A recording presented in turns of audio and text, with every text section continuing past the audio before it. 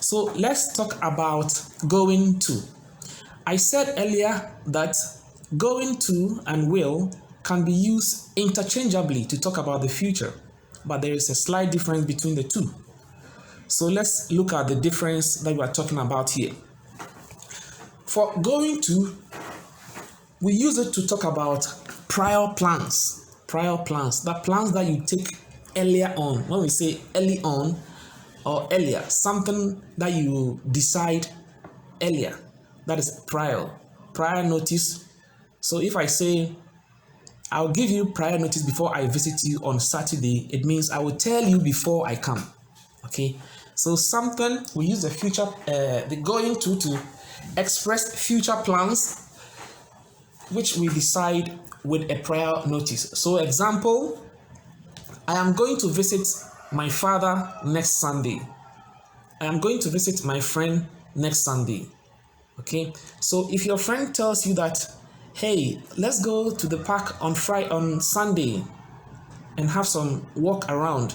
No, I can't make it because I am going to visit my father on Sunday. That is how we use going to. Going to. Okay, to talk about the future. So the first one is that we use it to talk about future prior plans that you decide on it before. We also use the future plans to talk about predictions with evidence. Predictions with evidence. Okay, something that you can talk about with certainty or with facts, or you are very sure about. Predictions with evidence.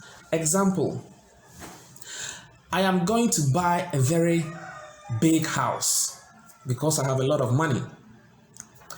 Example, it is going to rain this afternoon.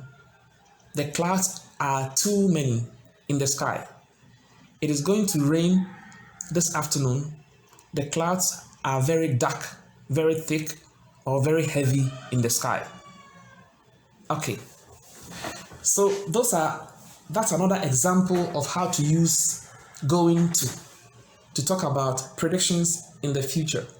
Then you can also use going to express something that is about to happen. Going to express something that is about to happen. So I can say, watch out, the tree is going to fall. Okay? Or watch out, the wall is going to break. Good? Watch out, the animal is crossing the road. Example, when you are driving a car or riding a bicycle and something crosses you, you have somebody by you who would shout, watch out, the little boy is going to cross the road.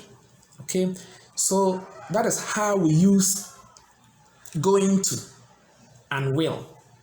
For going to, prior plans, we use it one for prior plans, where you say, I'm going to visit my friend this weekend. Or we can use going to also to talk about predictions based on evidence. Predictions based on evidence. Example, there are a lot of clouds in the sky. It is going to rain. It is going to rain. Or we can use going to talk about something that is about to happen. Something that is about to happen. Example, watch out. The child or the little boy is crossing the street. Watch out. The wall is going to fall. Watch out. The tree is going to fall on you. Okay, these are examples how we can use going to and will. I said earlier that they are all in the future.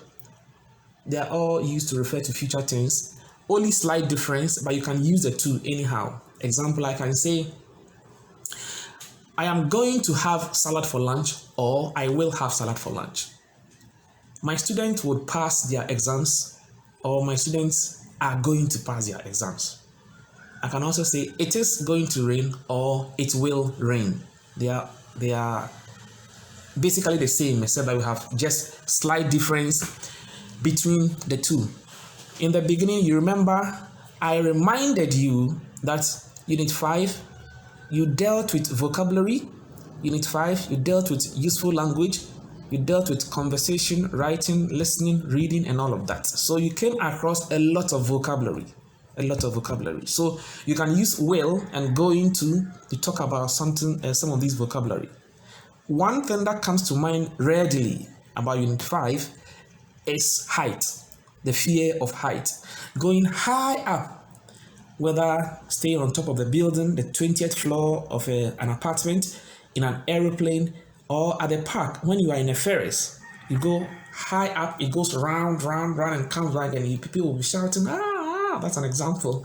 Anyway, so you can use these vocabularies, use going to, and use will to talk about some of these examples in your book that we came across. Okay, so for this week, we spoke of grammar as we did last week, going to, and will as a future expression.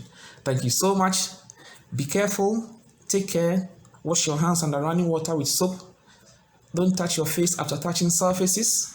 Be very careful who you speak to. Keep distances. If somebody sneezes, stay away and keep safe. We want you back to school very healthy and very lively.